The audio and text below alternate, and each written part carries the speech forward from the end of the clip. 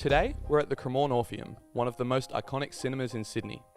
It's a Friday night, so you'd probably expect this theatre to be packing out with viewers who are keen to see the fourth installation of the Jason Bourne series, or another box office smash. But you'd be wrong. Tonight, cinema goers are flocking in to see a film called The Room. You are tearing me apart, Lisa! Get out, get out, get out of my life! Never heard of it?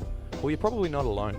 The Room is widely considered to be one of the worst movies ever made. The crazy part?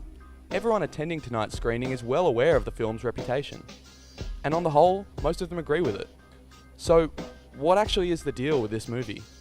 Although it lacks a coherent plot, The Room tells the story of Johnny, a corporate executive with everything going for him, including an accent that sounds like drunk Christopher Walken. Hi, doggy. One day, Johnny's conniving fiancée Lisa decides to have an affair with Johnny's best friend Mark, despite never really giving a reason for doing so. Johnny's life will never be the same again. How could you love it? What made the Orpheum originally want to start showing movies like Troll 2 and The Room and Hard Ticket to Hawaii? The Room was the real kick-off point for us. That was our experimental film, if you will. And the first night we ran it, we virtually sold out our 700-seat cinema. And people were just organically shouting things at the screen and just carrying on and having a real ride of a time. We planned repeat screenings, and then very, very quickly it became a monthly event and a huge part of our identity.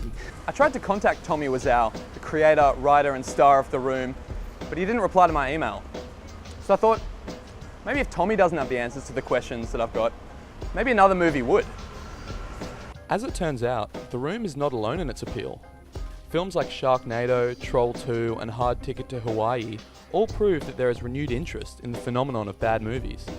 It seems like people feel that these movies, for all their examples of poor filmmaking, can provide an experience that other movies just can't. The big thing with The Room, which is very hard to replicate, is that sense of community, I think. It's a talking point as well, that it causes you to actually talk about it. You have to interact about the movie, interact with the movie and with others about the movie. So it is just an experience among a group of people. The movie itself is laughably bad, as you know. However, it's the fact that you've got, a few hundred other people laughing along with you, doing these crazy things, laughing at this film that fails on every level. But therein also lies, I think, the secret ingredient of the film itself, which is that it's earnest. It's completely earnest. The Room is just this genuine misfire on all levels. He put so much effort and love into this movie, and it just ended up so awful. Is there a point when it becomes an art form, when this becomes an artistic passion point, like a regular Oscar winner movie, for instance? I guess if someone wants to see it as art, well, we can't really say no. Yeah. Tommy Wiseau, the director, and he tried to tell a story, and it may have told a different story than what he intended, more about himself than whatever he was trying to say. What the audience experiences is, usually in most cases, all films, different to what the director intends, which I think is a pretty big part of art. Whatever reasons people have for liking these movies, it's at least interesting to see how something so terrible can bring out so much passion.